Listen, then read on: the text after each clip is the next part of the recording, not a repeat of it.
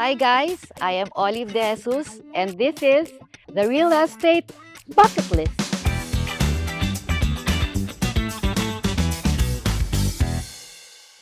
In this channel, we will learn about real estate as well as feature amazing properties you can invest in or acquire. First of all, we'd like to say thank you to Atluan374 and Maria Jean for replying to some of the questions raised by our viewers in the previous episodes. At dahil marami tayong nakuhang tanong sa ating episode on the real property tax amnesty, we are doing a part 2. At syempre, to help us answer all those questions, we have our favorite lawyer, the founder and managing lawyer of GC Law, Attorney Glynis Cabansag.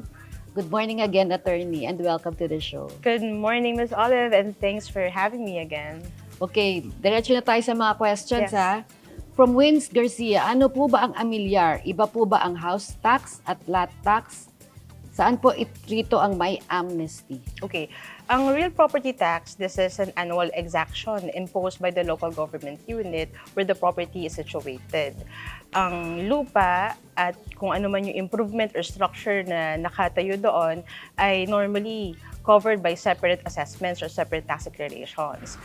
Doon naman sa tanong na ang lot ba at improvement ay entitled to amnesty, yes, they are both entitled to the amnesty being granted by RPVARA if both are delinquent in the payment of taxes. Okay. From Richard, ano po ba ang benepisyo ng Amilyar?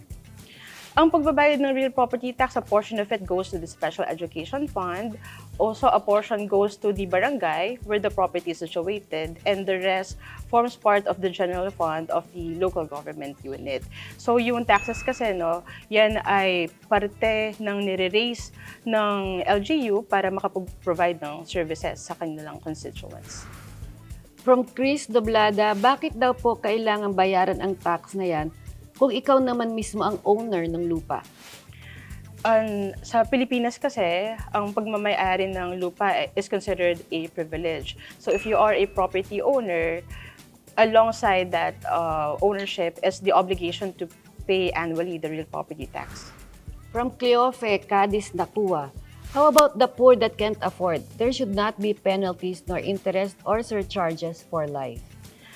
Well, unfortunately, the law does not qualify as to the status of the property owner kung ikaw ay mahirap or mayaman. So long as ikaw ay merong property na nakapangalan sa'yo, kailangan talaga magbayad ng real property tax. From Ms. Minchil, dapat yung batas na yan para lang sa mayayaman. Okay. So, I suppose ang tinutukoy ni Ms. Minchil na batas na dapat lang ay para sa mayayaman is the Local Government Code of 1991, which includes the imposition of real property tax. And since na ang batas natin, or under the Local Government Code of 1991, yung pag-i-impose po ng real property tax is decentralized sa local government units. Bawat LGU meron po tax ordinance. Yung paniningil po kasi ng real property tax does not discriminate or does not qualify as to whether or not the property owner is rich or poor. So long as meron kayong property, taunang obligasyon po talaga ang pagbabayad ng real property tax. From Ms. Mary Ann Padilla, ang tanong, bakit magbabayad ng tax sa property na hindi naman nag-generate ng income, lalo na yung residential? So to answer this question, that would be similar to the answer given to the previous one, that the law does not qualify as to whether or not the property is revenue generating or not. So long as there's a property owned by a private individual, yun po talaga ay kailangang magbayad ng real property tax. From Jing Hover, paano kung wala namang kita yung may-ari? Anong ibabayad? As already answered, no, ang pagbabayad kasi ng real property tax is an exaction enforced by the government. Whether or not may kita ang property owner is unfortunately no longer the problem of the local government unit. But if we can suggest something to our viewer para makatipid siya sa pagbabayad ng real property tax, mas mainam na magbayad siya promptly para maka-avail siya ng discount, which ranges between 10 and 20%.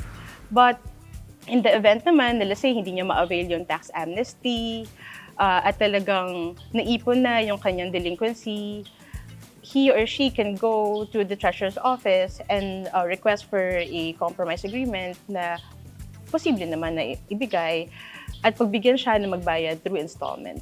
Next question. Hanggang kailan po kami magbabayad ng Amilyar? As long as you are a property owner, the obligation to pay real property taxes is an annual obligation. From Miss May, hindi daw kami kasali dahil tax deck lang hawak namin at naging timberland daw ang lupa na minana sa mother namin. Gusto sana namin mag-avail ng amnesty. Anong dapat gawin? If the property is classified as timberland, that is considered as not subject to real property tax. So I guess ang kailangan i-check is kung doon sa tax declaration, yung classification niya as timberland is also considered as exempt from the payment of real property tax. So with that, wala talagang ma-avail na amnesty dahil walang obligasyon na magbayad ng Amilyar. From Miss Ellie, 100% po ba ito? Kasi sa lugar ko, 40% lang daw, sabi sa munisipyo. Whether or not it's 40% or 100%, no, hindi yan para i-qualify ng local government unit. Kasi ang nakalagay sa batas, ang covered po ng amnesty ay yung penalty and surcharge. So yung principal assessment doon sa lupa ay kailangan pa rin bayaran. Ang hindi lang babayaran, penalty and surcharge. From Miss Gina, I am an OFW and outside of the country. I want to know if there is online payment facility or wire transfer payment. Whether or not there is an online payment facility or wire transfer payment that can be availed of by the property owner depends on the local government unit. Kung yun po ay available sa kanilang mga services. So with that, I suggest na i-check yung website ng city or municipality where the property is located, coordinate with the treasurer's office, and see if an online payment is possible. From Kine4287, ask ko lang po kasi meron kaming katabing lot at nalaman namin na titled po siya since 1994. Upon checking sa assessor's office, wala pong record na nakabayad sila ng Amilyar since nabili ang lote. Pwede po ba na kami na lang ang magbayad ng Amilyar para at mapasa amin na ang lote? No. Ang pagbabayad ng real property tax ng lupa na pagmamayari ng ibang tao is not a mode of acquiring ownership over the property. And kahit na yun ay gawin ni ni viewer natin, that will also just benefit the property owner. But if the property remains to be delinquent, isa kasi sa mga powers of the local government unit is to auction delinquent properties. So if he or she is really interested in acquiring the property, and that is included in the properties that are included in the auction sale, they can purchase it during the public auction. But for it to convert into actual ownership, kailangan mo nang hintayin yung 1-year redemption period. Because within that period, si delinquent taxpayer, pwede pa rin niya mabawi yung property niya. So, attorney, ito na yung last question natin, no? From Mr. Dominguez, saan po pwede malaman kung magkano ang babayaran na property tax? And also maybe just tell them how to pay the process. Well, simple lang. Ang sagot dyan, si property owner just needs to go to the treasurer's office of the local government unit where the property is situated.